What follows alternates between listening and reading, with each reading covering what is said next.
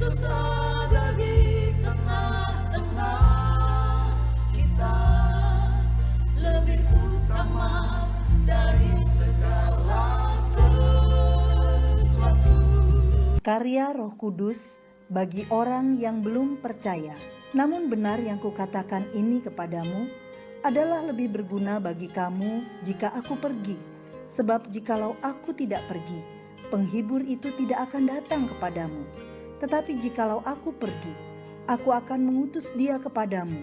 Dan kalau ia datang, ia akan menginsafkan dunia akan dosa, kebenaran, dan penghakiman.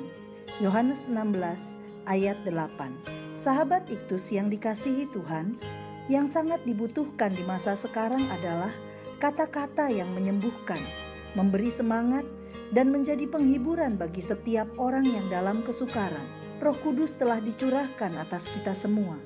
Dialah roh penghibur, sumber kekuatan yang sejati. Roh Kudus bukan hanya bekerja di antara orang yang telah percaya kepada Yesus, tetapi juga kepada mereka yang belum percaya, bahkan terus bekerja di seluruh belahan bumi. Nabi-nabi perjanjian lama menghibur umat Allah yang dilanda bencana dengan janji kedatangan Mesias. Demikian saat Mesias telah datang, janji kedatangan Roh Kudus disampaikan kepada para murid. Kedatangannya untuk meneruskan kepentingan Kristus di bumi.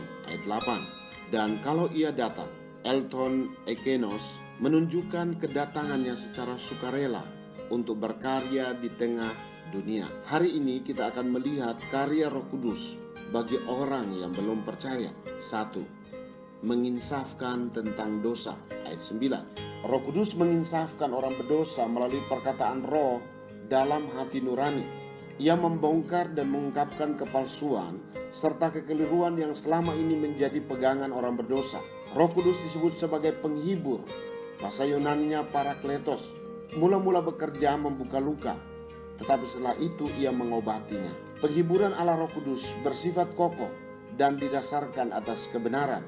Lihatlah siapa saja yang akan ditegur dan disadarkan olehnya, yaitu dunia ini. Ayat 8. Baik Yahudi maupun non-Yahudi. Ia akan menyadarkan banyak orang di dunia ini sehingga diselamatkan dari segala tingkat usia hingga mereka bertobat dan beriman kepada Kristus. Roh terutama menekankan dosa ketidakpercayaan terhadap Kristus, menunjukkan kebejatan seluruh dunia dan kesadaran akan buah dosa, yaitu maut. 2. Menginsafkan tentang kebenaran. Ayat 10. Roh Kudus akan menginsafkan dunia akan kebenaran di dalam pribadi Kristus, bahwa Yesus yang dari Nazaret adalah Kristus, orang benar. Lukas 23 ayat 47. Bahwa Yesus adalah Tuhan. Hanya ada dua kemungkinan. Dia seorang penebus yang agung atau seorang penipu yang ulung. Dan sekarang kita meyakini bahwa dia bukanlah penipu yang ulung, karena Roh Kudus yang telah bekerja di dalam hati kita. Setelah menyadarkan dunia akan dosa dan menunjukkan kebutuhan mereka akan kebenaran, ia juga akan menunjukkan bahwa melalui percaya mereka akan dibebaskan dari rasa bersalah dan dibenarkan dalam pandangan Allah. Roh Kudus juga menyatakan kebenaran bahwa aku akan pergi kepada Bapa dan kamu tidak melihat aku lagi. Ayat 10. Ini adalah kebenaran bahwa Yesus telah menuntaskan pekerjaannya melalui kematian di kayu salib dan kebangkitannya. 3. Menginsafkan tentang penghakiman. Dosa karena tidak percaya kepada Yesus akan membawa seseorang kepada penghukuman dari Allah. Sebagaimana dikatakan oleh Tuhan Yesus dalam Yohanes 3 ayat 18. Orang yang percaya kepadanya tidak dihukum, tetapi orang yang tidak percaya sudah dihukum oleh Allah, karena ia tidak percaya kepada anak Allah yang tunggal. Penghakiman yang dimaksudkan di sini tidak hanya berbicara tentang kehidupan seorang tanpa Yesus yang berujung kematian kekal, tetapi juga hidup kekal yang diberikan kepada setiap orang yang percaya. Mengapa demikian? Yesus akan datang kembali sebagai hakim yang agung, sebab dialah yang ditentukan Allah menjadi hakim atas orang-orang hidup dan orang-orang mati. Kisah Rasul 10 ayat 42. Hanya Roh Kudus yang dapat menyadarkan seorang untuk mengerti tentang penghakiman dan membuat orang tersebut sadar akan dosanya agar tidak dihukum oleh Allah, sehingga dapat mengambil keputusan untuk percaya dan menerima Tuhan Yesus sebagai Tuhan dan Juru Selamat pribadinya. Sahabat Iktus, manusia dikuasai kekhawatiran dan ketakutan yang disebabkan oleh dosa. selagi masalah terbesar itu, yaitu dosa, belum terselesaikan, maka ia tidak akan pernah bisa mengalami ketenangan batin atau damai sejahtera. Karya Roh Kudus bagi orang yang belum percaya adalah menginsafkan akan dosa. Kesadaran akan dosa ini mendorong mereka untuk mencari kebenaran dan menemukannya di dalam Yesus Kristus.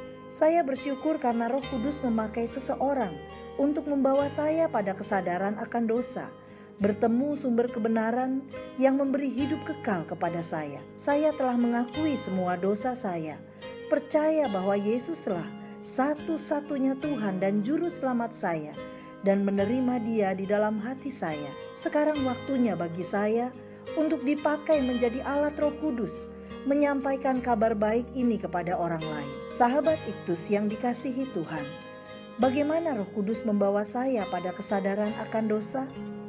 Apakah saya percaya dengan sepenuh hati bahwa Yesus adalah Tuhan yang telah mati dan bangkit untuk saya? Apa yang Yesus janjikan kepada saya tentang hari penghakiman? Tuhan Yesus, saya sangat bersyukur karena Roh Kudus, pribadi ketiga Allah Tritunggal, telah dicurahkan di antara manusia di bumi ini.